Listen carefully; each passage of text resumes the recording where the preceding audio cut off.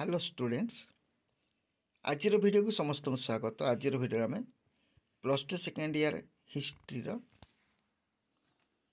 भारत इतिहास उपादान विषय केते गुड़िए 2 नंबर प्रश्न आम आलोचना करवा। यही प्रश्न गुड़िक बहुत गुरुत्वपूर्ण अटे। आगे भल देख वीडियो को मूलर शेष जाए देख ताले सब प्रश्न गुड़िक विषय जापर। प्रश्न केमती आसो उत्तर केमती आसो जापर। ताले आज देखा 17 नंबर प्रश्न देखा। आम गत क्लास 16 नंबर आलोचना करते आज देखा 17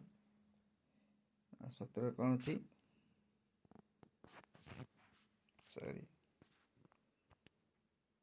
17 कौन अच्छी 17 प्रत्नतात्विक उपादान प्राचीन भारतर इतिहास रचन किपरि सहायक होता है।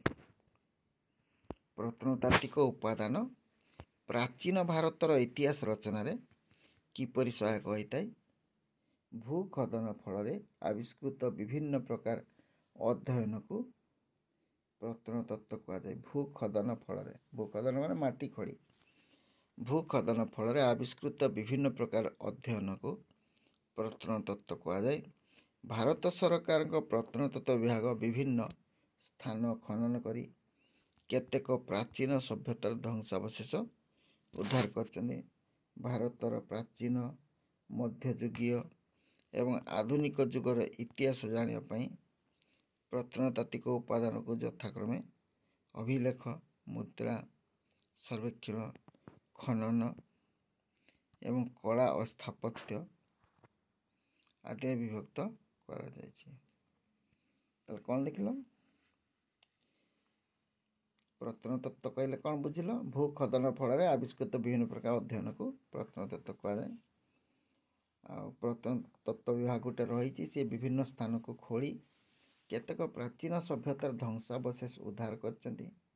भारतर प्राचीन मध्ययुगीय एवं आधुनिक जुगर इतिहास जानापी प्रत्नतात्विक उपादान को यथाक्रमे अभिलेख, मुद्रा, सर्वेक्षण, खनन एवं कला और स्थापत्य आदि विभक्त कराई।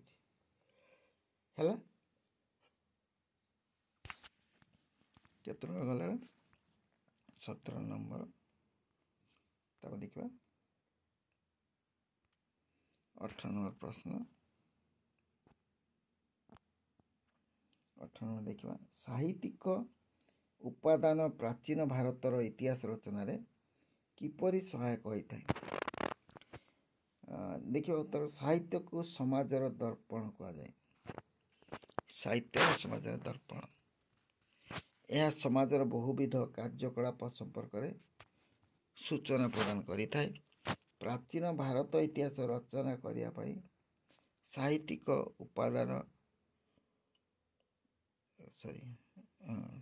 उपादान यथेष्ट तथ्य प्रदान करे। ताले साहित्य को समाजर दर्पण कहुए। यह समाजर बहुविध कार्यकलाप संपर्क में सूचना प्रदान करें। प्राचीन भारत इतिहास रचना करने साहित्यिक उपादान यथेष्ट तथ्य प्रदान करता है। यह 4 भाग में विभक्त यथा धर्मीय साहित्य, लौकिक साहित्य, साहित्य कृति एवं वैदेशिक वाणिज्य यहीपरि भाग से विभाग कराई। 4 भाग में कौन धर्मीय साहित्य, लौकिक साहित्य, साहित्य कृति एवं वैदेशिक विवरणी एगुड़ा सब साहित्यिक उपादान जहाँ भारत इतिहास रचना सहायक होता है। लौकिक संपर्क कौन भौतिक साहित्य संपर्क में आलोकपात कर। भौतिक कौन लौकिक साहित्य संपर्क में आलोकपात कर। साधारण जनतार मनोरंजन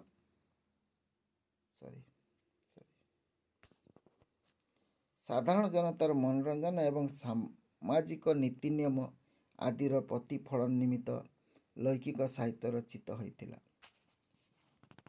साधारण जनतार मनोरंजन एवं सामाजिक नीति नियम आदिर प्रतिफलन निमित्त लौकिक साहित्य रचित होता। यह विभिन्न समय यथा प्राचीन जुग, मध्ययुग एवं आधुनिक जुगरे रचित होता। एगुड़िक से समय इतिहास पर आलोकपात करिଥାଏ।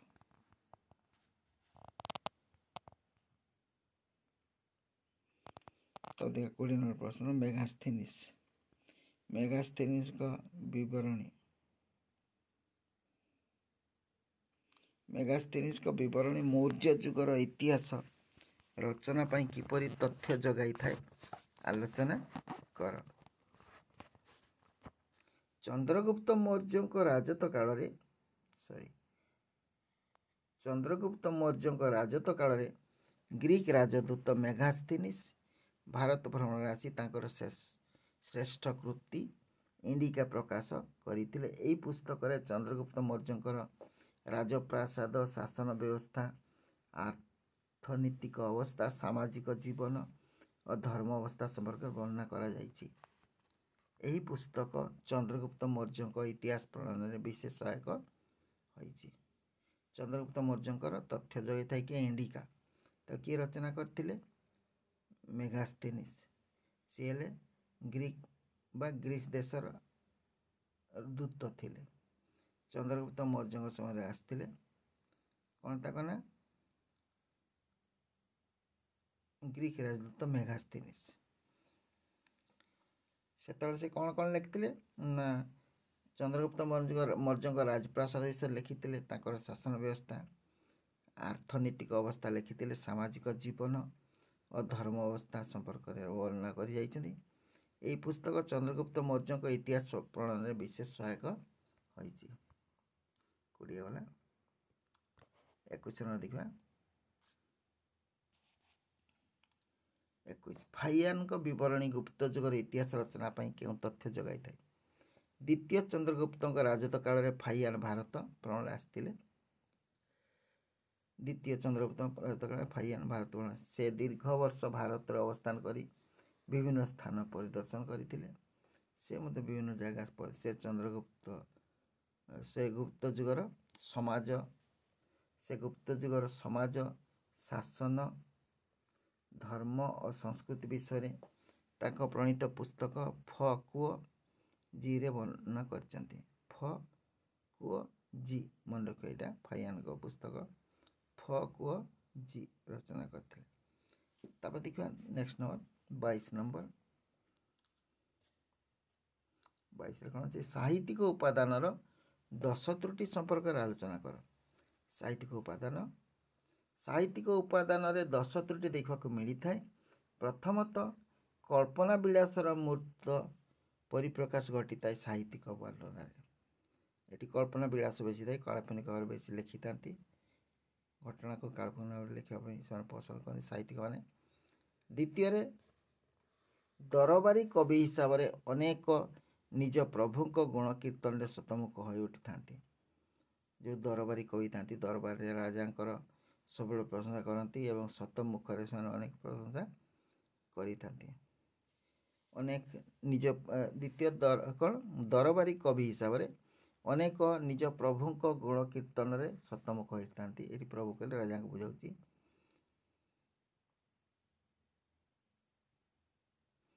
तृतीयतः